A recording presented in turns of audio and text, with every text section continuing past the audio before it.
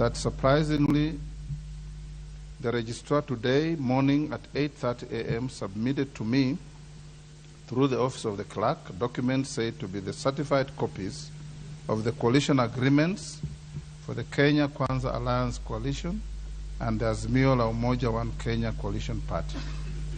Curiously, whereas the registrar's letter to the clerk for the National Assembly is dated 3rd October 2022, the accompanying agreements bear a certification of the following day, which is 4th October 2022.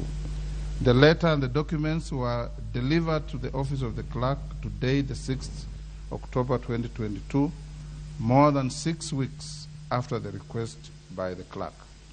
Seemingly, this may be read by any reasonable person to be a reaction to the proceedings of the House on Tuesday, 4th October 2022. Nevertheless, I have had occasion to peruse the documents accompanying the letter as against the documents tabled in the House on Tuesday this week.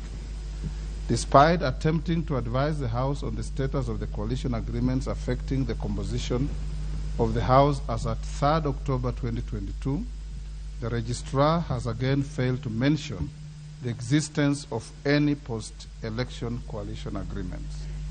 This is a glaring omission when viewed against the post-election coalition agreements tabled by the member for Kikuyu constituency during the proceedings.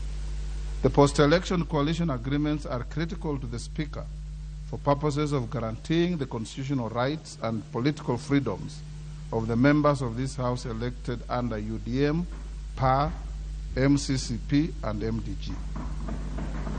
Honorable members, this now brings me to the submissions made by the Honorable Opio Wandai on the significance to be